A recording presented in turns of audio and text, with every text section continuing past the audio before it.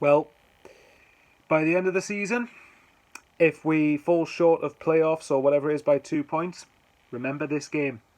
That was awful game management. And the sad thing is, for the most part, when Gillingham went forward, I thought Sunderland dealt with them... Well, actually, in parts we dealt with them fairly well, but can I say we deserved the win? No. I think Gillingham did fully deserve a point. But it's the second home game in a row that we didn't bother to see the game out. Not quite as bad as last season, because that was more or less the last kick of the game.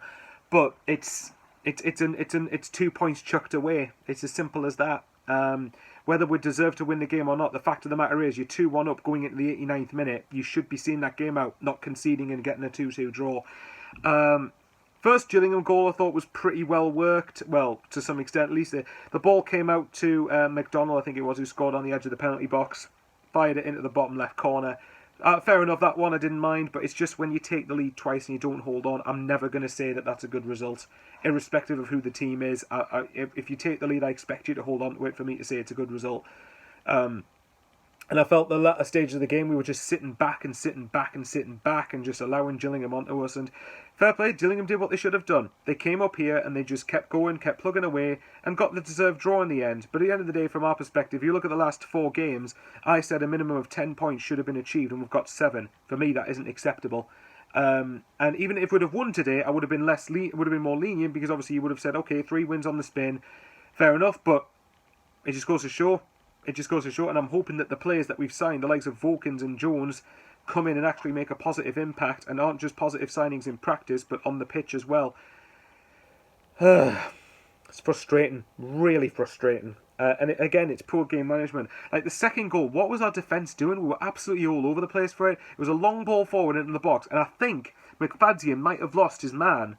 And I know, obviously, you can argue with ball watching in the build-up to the equaliser, which you know I can kind of get, but it's clear to me McFadzean, and I'm not going to blame McFadzean, because to be fair, McFadzean I thought did all right before that particular moment.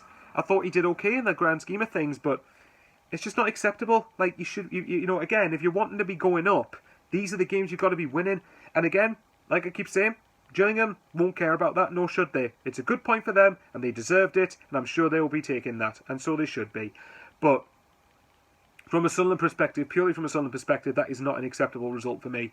Though, like I said, the reason why I don't think Sunderland will do anything, and to be fair, before anyone says, was me tuned different? Actually, no. The last couple of games, even when we won, I did say I still didn't think we'd go up. It's because of games like this, like Plymouth, like Northampton, like Burton, like Wigan, like MK Dons, Rochdale, and Bristol Rovers. It's those type of results that will cost Sunderland at the end. In fact, I might get the table. We might still have come into the playoffs. I'll just double check on that. I'm pretty sure we did. But I mean, because obviously, I think we might stay in it. I'm not sure. It depends who's right below us. But from my perspective, again, it's poor. It's awful. Like, again, game management. This is what it's the most basic thing. Hang on, let's have a look. Yep, Sunderland are in the playoffs. Yeah, okay. So that's the one slight positive out of the game. We have crawled into the playoffs, into the top 6. But like, so what? We should be on 42 points really, not 40. But that's not Gillingham's problem.